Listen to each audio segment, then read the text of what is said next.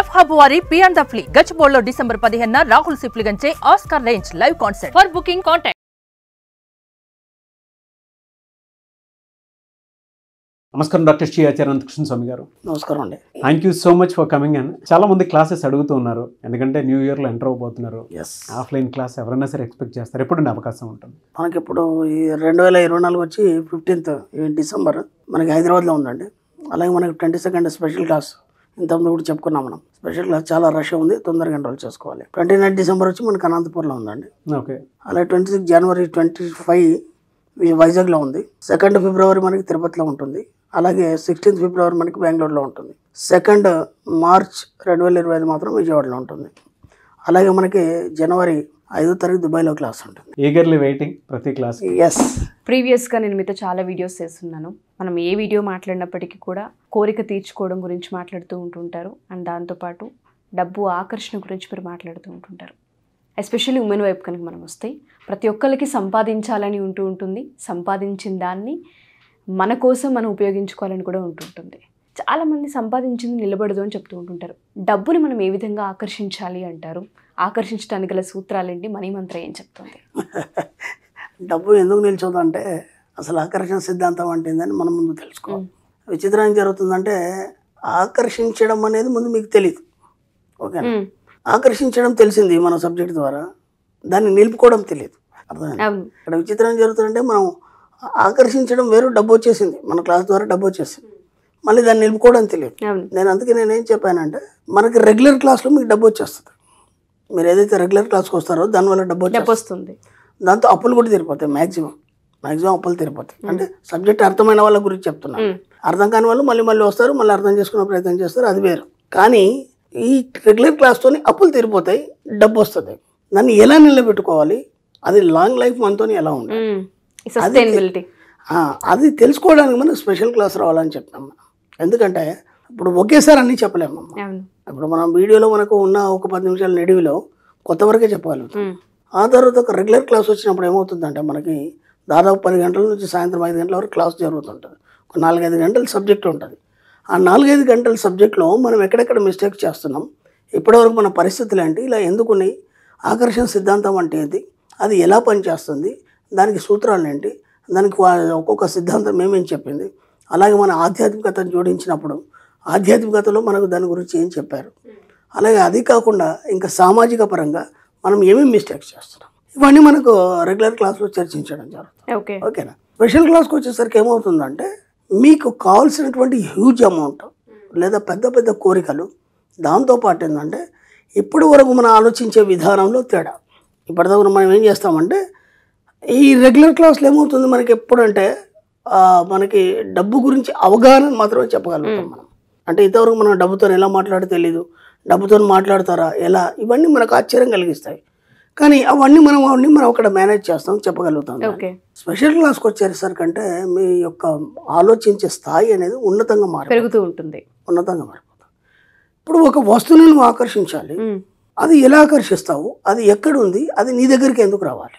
ఓకేనా? అది నీ దగ్గరికి ఎందుకు రావాలి. అప్పుడు కొన్ని మనం ఒక ఫంక్షన్కి వెళ్ళినప్పుడు అక్కడ అందరూ వరుసలో నిల్చొని మనం బఫెట్ చేస్తున్నప్పుడు మీ వాళ్ళు ఎవరో వచ్చేసి పలానా ఐటమ్ అక్కడ బాగుంది, అది కూడా వేసుకొని చెప్తారు సరదాగా.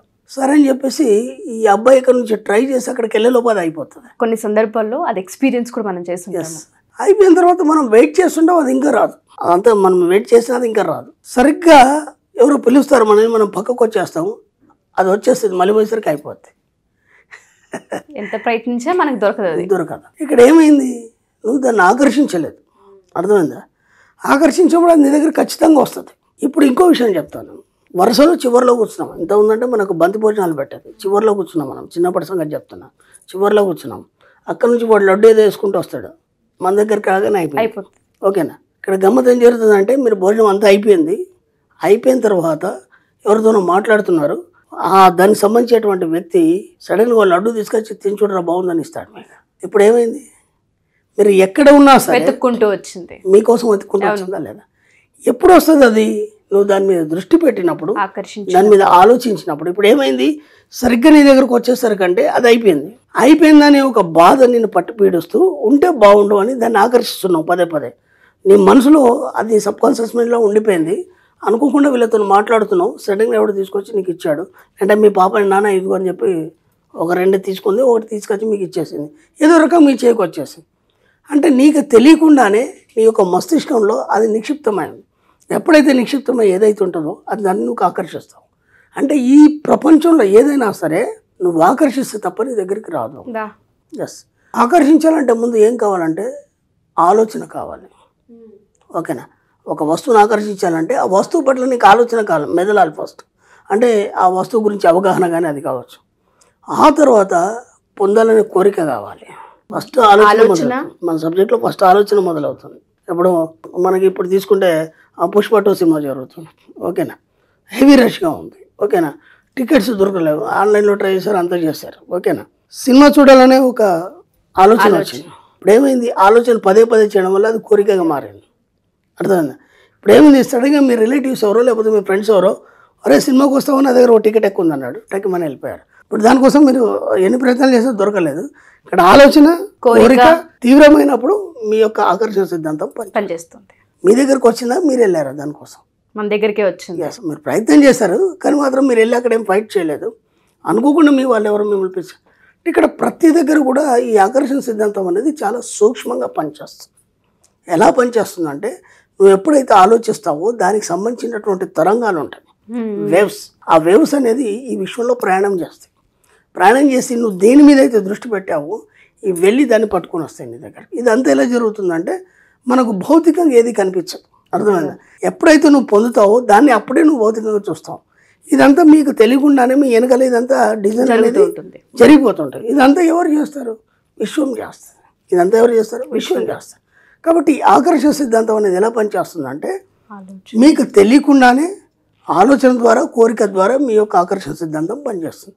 కాబట్టి ఏ వస్తువు మీదైనా సరే, డబ్బు కావచ్చు, సంపద కావచ్చు, ఐశ్వర్యం కావచ్చు, ఇంకేదైనా మీకు కోరుకున్న వస్తువులు కావచ్చు, ఒక వ్యక్తి కావచ్చు, ఏదైనా కావచ్చు.